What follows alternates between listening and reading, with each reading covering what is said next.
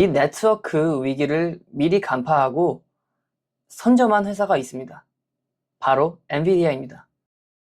많은 분들이 엔비디아를 GPU 만드는 칩 회사로 알고 있지만 전략 기획 관점에서 보면 엔비디아는 네트워크 플랫폼 회사로 진화했습니다. 2020년에 엔비디아가 무려 70억 달러를 들여서 멜라녹스라는 회사를 인수했습니다.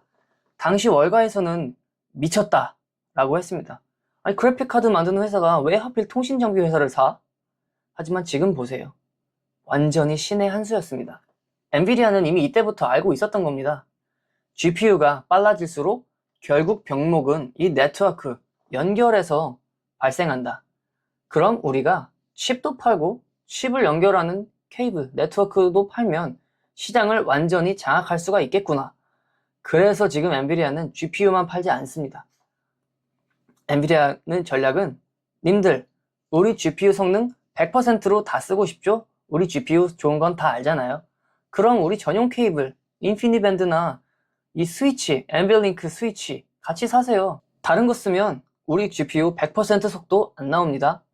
이게 바로 무서운 생태계 가두리, 락인 전략입니다. 실제로 시장 데이터를 보면 AI 네트워크 시장이 GPU만큼이나 폭발적으로 성장하고 있습니다. 이게 단순한 느낌이 아니라 숫자로 한번 보여드리겠습니다. JP모건에 따르면 2만 GPU 클러스터에서는 렉당 광 케이블 비용이 약 1만 달러입니다. 그런데 4만 GPU로 늘리면 렉당 비용이, 네트워크 케이블 비용이 15,000달러, 10만 GPU에서는 렉당 케이블 비용이 2만 달러까지 올라갑니다. 클러스터의 GPU 수가 5배가 커졌는데 렉당 파이버 비용이 2배로 올라갔습니다. 즉 규모가 커질수록 연결 단가 자체가 상승하고 렉의 수까지 늘면 총 네트워크 비용은 더 가파르게 커지게 되는 겁니다. 트랜시버 부착 비율도 마찬가지입니다. 10만 GPU 클러스터에서는 GPU 한 개당 약 5개 수준이지만 100만 GPU까지 올라가면 약 12개까지 올라갑니다. 이건 무슨 뜻일까요? 이건 더 무서운 소리입니다. GPU 한 개당 붙는 트랜시버 수가 5개에서 12개로 증가합니다. 연산보다 연결이 더 빠르게 붙고 있습니다.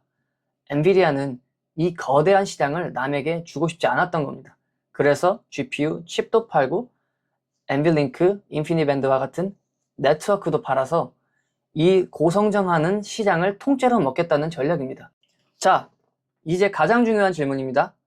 그래서 엔비디아가 네트워크를 하는 회사인 건 알겠는데 그게 하이닉스랑 무슨 상관입니까? 삼성이랑은 또 무슨 상관이에요? 여기서 현업 엔지니어들이 매일 겪는 고통, 속도의 균형을 이해해야 됩니다. 그리고 숫자로 증명을 해야 면접에서 면접관에게 인정을 받을 수 있습니다. 첫째, 연결 비용의 폭발입니다. 클러스터가 대형화될수록 고속 광 케이블과 스위치 포트 수요가 기하급수적으로 증가하고 있고 스위치의 가격 또한 고속화 800G 1.6테라로 진화함에 따라서 상승하고 있습니다.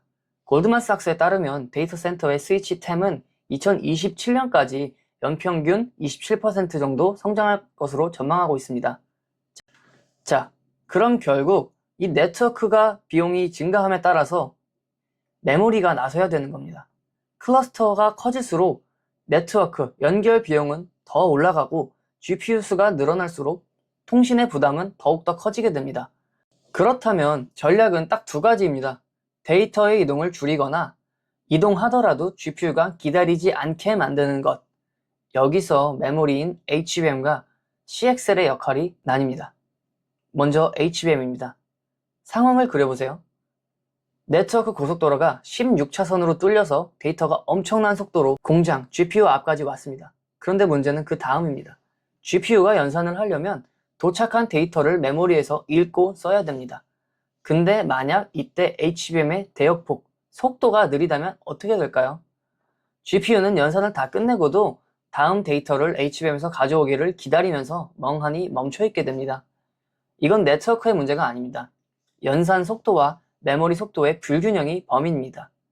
그래서 HBM은 내부의 수직으로 TSV라는 내부 통로를 뚫어서 네트워크가 퍼나르는 속도만큼 GPU에게 멈추지 않고 데이터를 전달할 수 있도록 해주는 겁니다.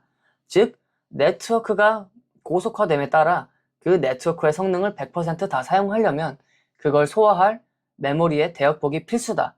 이게 HBM의 본질입니다. 한편 CXL은 접근 방식이 좀 다릅니다. 지금까지는 각 서버가 자기만의 메모리를 따로 가지고 있었습니다. 그래서 어떤 워크로드에서 메모리가 부족하면 데이터를 옮기거나 복사를 해야 됐습니다. 근데 이게 통신 트래픽을 키우는 원인 중 하나였습니다. CXL 2.0에서부터는 서버 또는 렉 단위에서 여러 장치가 하나의 메모리 풀을 공유할 수가 있습니다. 즉, 굳이 복사해서 옮기지 않더라도 필요한 데이터를 공동 메모리에서 직접 접근하는 구조입니다. 이렇게 하게 되면 세 가지가 좋아집니다. 불필요한 데이터 복사가 줄어들고 메모리 용량을 낭비 없이 사용하고 결과적으로 네트워크에 데이터를 왔다 갔다 하는 통신 부담이 줄어듭니다. 이걸 있어 보이는 말로 오프로딩이라고 합니다. 중요한 건 CXL이 네트워크를 대체하는 기술이 아니라 네트워크의 부담을 줄이는 효율화 장치라는 점입니다. 마지막으로 면접관이 핵심을 물으면 딱 이 한 문장으로 정리하세요. 네트워크는 데이터를 이동시키는 역할이고 메모리는 그 데이터를 제때 처리해 GPU가 기다리지 않게 만드는 역할입니다. 그리고 여기에 한마디만 더 얹으세요. 합격 가능성 매우 높아집니다. 그래서 AI 인프라의 경쟁력은 단순 연산 성능이 아니라 연산, 메모리, 네트워크 사이의 속도 균형을 얼마나 잘 맞추느냐에 따라 달려있다고 생각합니다. 라고 하면 100점입니다. 자, 오늘은 엔비디아의 인수 전략부터 HBM 그리고 CXL의 본질까지 네트워크, 통신이라는 키워드 하나로 반도체 산업 전체를 뚫어봤습니다. 마지막으로 면접관이 AI 시대에 왜 네트워크가 중요합니까? 라고 물으면 이 세 문장으로 답변하세요. 완벽합니다. 제가 자소서 면접 봐줬던 친구들도 이런 답변을 통해서 깊은 인상을 남겼습니다. 첫째, 최신 AI 모델은 단일 가속기의 메모리 용량을 초과하기 때문에 병렬 처리가 필수적입니다. 둘째, 하지만 학습 단계에서는 GPU 수가 늘어날수록 데이터 동기화 비용이 커져 스케일링 효율이 떨어지는 구간이 발생합니다. 셋째, 따라서 차세대 경쟁의 핵심은 단순 연상 성능을 넘어 스케일업과 스케일아웃을 아우르는 인터커넥트 연결 효율을 극대화하는 데 있다고 생각합니다. 오늘 이야기 이제 아셨죠? 그런데 면접장에서 그래서 이게 왜 중요한가요? 라고 물으면 대부분 말문이 막힙니다. 저는 답을 대신 써드리지는 않습니다. 다만 산업을 보는 프레임은 공유합니다. 업계 레포트 해석과 주요 흐름을 정리하는 오픈 채팅방을 운영하고 있습니다. 스스로 구조화할 준비가 된 분들만 오시면 됩니다. 더보기란에 오픈 카톡방 링크 게시하였습니다. 다음 영상은 전력, 네트워크에 이은 마지막 병목, 히트, 열에 대해서 찍어보겠습니다.